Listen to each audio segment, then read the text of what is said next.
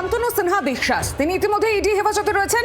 কিন্তু কান্দিতে শান্তনু সিনহা বিশ্বাসের রাজপ্রাসাদ, কালীঘাটের প্রাক্তন ওসি শান্তনু সিনহা বিশ্বাস দুর্নীতির টাকায় বাড়ি না রাজবাড়ি, দেখুন।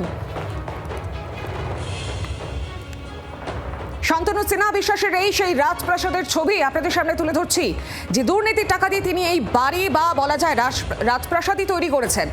কালীঘাটের প্রাক্তন ওসি শান্তনু সিনহা বিশ্বাস, দুর্নীতি টাকায় বাড়ি না রাজবাড়ি।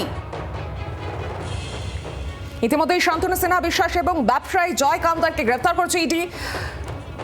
বিশ্বজিৎ পোদ্দার ওরফে সোনা পাপ্পু, তাকেও গ্রেফতার করা হয়েছে। গতকালই তাকে গ্রেফতার করে ইডি। ম্যারাথন জিজ্ঞাসাবাদের পর গ্রেফতার। এবং এই যে ছবি আপনারা দেখতে পাচ্ছেন এই মুহূর্তে, জি 24 ঘন্টার পর্দায়, কান্দিতে রাজপ্রাসাদ তৈরি করে রেখেছেন শান্তনু সিনহা বিশ্বাস। কালীঘাটের প্রাক্তন ওসি শান্তনু সিনহা বিশ্বাস, তার এই যে দুর্নীতির টাকায় তিনি এই বাড়ি তৈরি করেছেন।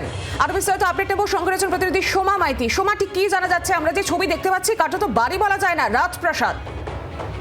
দেখো, কার্যত একেবারেই তাই, বাড়ি একেবারে রাজপ্রাসাদের মতো তিনি এটা তৈরি করছিলেন এবং অত্যাধুনিক সমস্ত সরঞ্জাম ব্যবহার করা হচ্ছিল এই বাড়ি তৈরির কাজে। এবং প্রতিবেশীরা যেটা জানাচ্ছেন, বছর দুয়েক আগে তিনি এই বাড়ি নির্মাণের কাজ শুরু করেছিলেন এবং বেশ কিছুটা প্রায় কমপ্লিট হয়ে গিয়েছে, তবুও এখনো কাজ চলছিল এবং এখানে তিনি এসে স্থায়ীভাবে বসবাস করবেন এমন পরিকল্পনা ছিল, এমনটাই কিন্তু প্রতিবেশীরা জানাচ্ছে। এবং বাড়ি যখন তৈরি করা হয়েছে এবং যে ধরনের সামগ্রী বাড়ি তৈরি করার জন্য ব্যবহার করা হয়েছে, তা বেশিরভাগ জিনিস বাইরে থেকে আনা হতো, এমনটাই কিন্তু প্রতিবেশীরা বলছেন। ধন্যবাদ তোমাকে সোমা।